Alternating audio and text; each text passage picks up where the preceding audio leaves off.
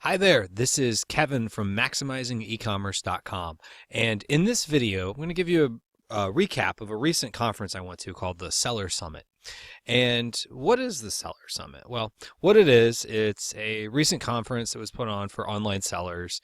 There's a lot of focus on Amazon sellers and selling on Amazon, but there's a lot of good information that was provided for people who are selling in other platforms and things of that nature. And really, it was a very good, broad knowledge base, and people of all different levels were at this conference. It was really nice getting to meet other people and find like-minded people who are doing the same thing. Now, this is put on by Steve Chou of the My Wife Quit Her Job podcast, as well as the co-founder of the event is a woman by the name of Tony Anderson. They both did a phenomenal job putting this together. It's kind of a little bit of a boutique conference. Sometimes you can go to other conferences that are a lot larger. This one was, I would say, probably in the neighborhood of about 200 attendees. I'm not exactly 100% sure how many people were there, but it was just the right size for networking and getting to know people. The speakers were all very, very approachable, and that was one thing I found really nice. A lot of really great speakers there. Scott Volker from the Amazing Seller podcast was there.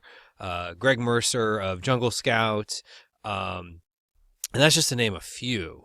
Some of the bigger names of folks that were there, but there was a lot of other people that were there speaking who had just phenomenal information, and it was really a good conference. So if you're looking to go to a conference, I would highly recommend this one for next year, of course, because the 2017 conference is over. This is one of the top 11 e-commerce conferences according to entrepreneur.com. I can link down in an article that references this. I'll link down to that below. So what I really want to talk about more than anything, though, in this video is some of the key takeaways that I took away from the conference. Now, keep in mind, these are just my opinions. A lot of these things weren't even necessarily things that the speakers shared. It's just there's all this information, and it was just nice to be able to digest it. And it's probably been about a little over a week since I left the conference, or since the conference is over. I left it when it was over. I didn't just leave like in the middle. But really what I want to share with you are just some key takeaways that I had that hopefully you'll find helpful too. So one of the key takeaways that I took away, and this wasn't something that was necessarily a theme of the conference, but I think this is something you get from going to conferences in general, is that's just surround yourself with like-minded people. So personally, I would say I'm pretty blessed to have some pretty supportive people in my life, such as my wife, friends, family members. They ask a lot of good questions, but a lot of times they just, unless they're doing it themselves, other than, oh wow, that's great, or that's interesting, they're not necessarily on the same wavelength as far as offering suggestions. Now, I should be careful saying that, because there's a lot of people that may be listening to this who do offer good suggestions, but there's something about people that are doing the same thing, or at least have the same goals. And when you go to a conference like this, I mean, you're surrounded by people with the same goals. Now, people may have different ways they're looking at things, or, some people are more Amazon focused and others are doing other things. But more than anything, it's just nice being around other people who are doing something similar. So I would highly recommend, if you're watching this and you're thinking about going to a conference, do it. If you're saying to yourself, I don't have supportive people in my life, or I'd like to get to know other people that are doing something similar, I mean, you can start with just the comment section of this channel or other similar channels. Of course, I'd love it if you'd leave the comments here in this channel, but I mean, feel free to leave it in other channels. There's a lot of good people having good conversation back and forth just in the comment section. You can go in Facebook groups, or go to a local meetup, or start a local meetup. I mean, you could be the one that kind of gets that catalyst going. But more than anything, I would say my absolute biggest takeaway, and the rest of this list is in no particular order, but my biggest takeaway is there is something about being around like-minded people that I would say is probably the biggest value of the conference. And just you leave there energized, like, wow, I can do all these different things. Well, with all the different things that you could do, this was a little bit of an underlying theme of what a lot of the discussions were from speakers and whatnot is that you really only have so much time. So you have to prioritize. And to be honest, it can all be overwhelming with all the coulds and all the shoulds that you could do in life, let alone in your business. And then if I was to say there was only one knock on the conference, and this isn't even really so much a knock, and that was there was just so much actionable stuff. And you're like, oh, I could be doing this, I could be doing this, I could be doing this. And I'm all about having different things that you're working on, but you really can only do a limited amount of things and focus on a limited amount of things at a time. So, if you've never done Pinterest marketing, it's probably not something you want to take on if you also are wanting to do Facebook marketing. You've never done Facebook marketing, but maybe start with Pinterest and then go to Facebook or vice versa. Just start doing one thing, do it well, and then start adding on something else, because you only have so much time. And another kind of underlying theme with this, you only have so much time and you got to prioritize. For some of the tasks that are repetitive, you can divvy those off to either another person like a virtual assistant, or hire someone to do some tasks, or you can hire software to do a lot of things. It's amazing the software out there that'll do a lot of tasks, or just save you time when you do those tasks. So it was there was one particular speaker, Bill D'Alessandro, who one of his points was that you got to really think about how do you value your time. Now, granted, he's at a much different level than I personally am at right now, and most sellers are at, for that matter. But I mean, he was talking about when he decides whether or not to do a task or hire someone to do a task, he values his time at $1,000 an hour, which I thought was pretty interesting way to look at it. That if he could spend $40-50 a month on a software tool, it was worth it to him. So I know that's a lot being thrown out there in this one particular bullet point, but the main thing there is just make sure, and I'm still digesting all the things I learned, and what's kind of the next thing. So as the next few months come up and I'm putting things into action, in what order do I do that makes the most sense? And that's, I think, one of the big things is just prioritizing. So another big theme of the conference was, do you want to have all your eggs in one basket? And a lot of that is, there's a lot of people that sell just on Amazon. And I'm a firm believer in,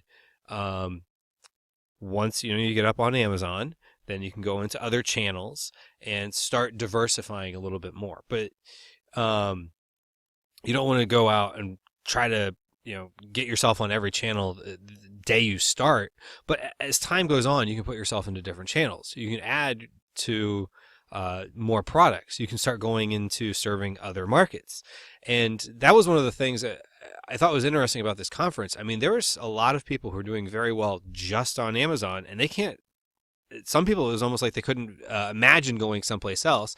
And then there was another camp of people that were all about going other places. Now, I'm more in the camp of keep finding ways to drive more traffic and make more sales off of Amazon. Amazon's a great opportunity.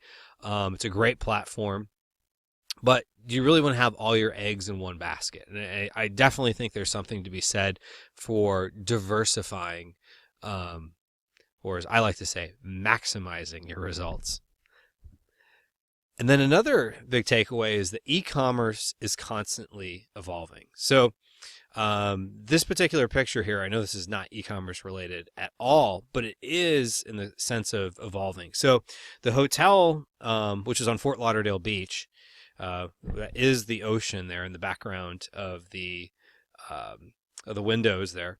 Now, this is a particular restaurant where we had lunch every day, and there were some meetups and some after-hours conversations over some adult libations, which was another part of the getting to know people and immersing yourself into the into being around other like-minded people. Now, this particular hotel, going back to the whole point of this, was built in 1964. Now, this is a very contemporary looking restaurant, and it was a very nice restaurant. It was probably done in the last handful of years was probably when it was last refurbished, and hotels have to constantly evolve. Well, in e-commerce, things change more often and more frequently than they do in hotels. So in a hotel, they redo the hotel every 7 to 10 years, just to update the look. Whereas in e-commerce, things are constantly evolving, so you kind of stay on top of things. And that is one of the nice things about going to conferences. You can hear the latest and greatest, what people are talking about, what others are doing, so you can stay on top of the game. And one of the nice things is it's easier to react and adapt than it would be all the capital it would take to redo the inside of a hotel. In e-commerce, if they come out with a new social network that's all the rage next year, well, you could just start selling on that social network. Or if some other channel comes along and that's the next big opportunity, you can go on that. And that's one of the nice things is you're not limited by anything more than your own ingenuity and the time that you have to put things into play. So also, another takeaway from this conference was that it's not too late to get in. Now, one of the things that was talked about was the kind of Me Too product. So if you've been in this for any length of time doing research or selling, there's certain products on Amazon that people kind of joke about, like silicone barbecue gloves or things of that nature. Just getting a silicone barbecue glove and not really doing anything to add any value to it is going to be very hard to get that ranked on Amazon. But there's still opportunities if you're looking to serve a market. It is not too late to try getting into e-commerce. Now, what's interesting, though, is this is a debate that has been going on for a long time. Is it too late? Because, sometimes people now will talk about, it's not as easy as it was to start and put up a product as it was in like 2012 or 2013. Well, this particular article I'm showing here, now this wasn't anything we talked about in the conference, but this is just going back to that debate of, is it too late to get in? Well, it's like Henry Ford says, whether you think you can or you think you can't, you're going to be right. Now, this particular article was published in 2007, so about 10 years ago. And that was a debate that must have been happening for someone to have an article and say that it's not too late to try e-commerce, which means there was a debate that people were thinking it might be too late. And guess what? There's going to be people who are going to start businesses in 5 years from now that'll be e-commerce, and they're going to crush it. And there's going to be people that are debating right now whether or not they should start, and they're going to find all the reasons why it is too late to get in. But again, there's going to be people down the road, 5, 10, however many years out there, they're going to find ways to make it happen. So as time goes on, the business evolves and you just got to evolve with it, but it's never too late to try. And that's one of the nice things about all this. If somebody tries a product and the product doesn't work out, you can try another product. If they're trying a particular platform or marketing channel, and that doesn't work, they can try something else, because things evolve. So what was successful 2, 3, 4, 5 years ago may not work today, and what's successful today may not work down the road in the future. But you can never stop ingenuity. And so if you're willing to give it a try and willing to go after it, it's never too late to get into the game. And then I would say another main takeaway from this conference was run your own race. So there's a saying sometimes that this is a marathon and not a sprint. We're all in this for the long haul. At least I personally, I know I am. Now, I'm in the sales of 6 figures. Now, that's pretty good to a lot of people. Not in profit of 6 figures, but in sales of 6 figures.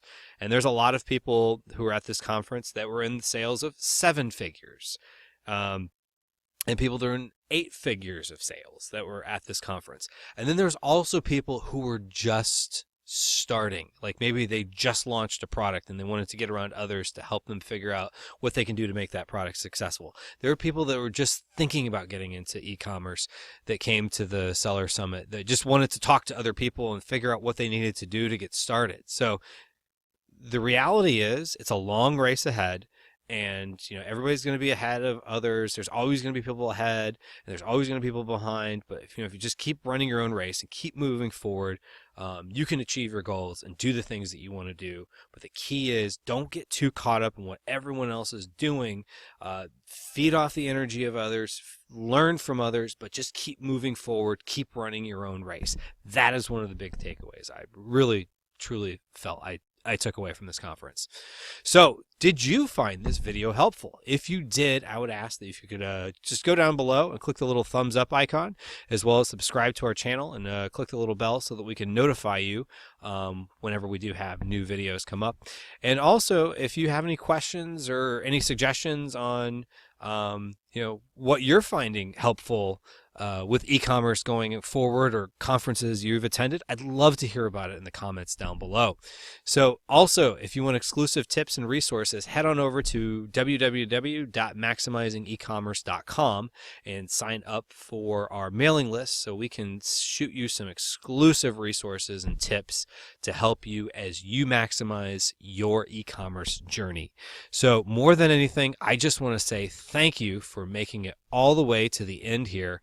And I would like for you to have a wonderful, wonderful day.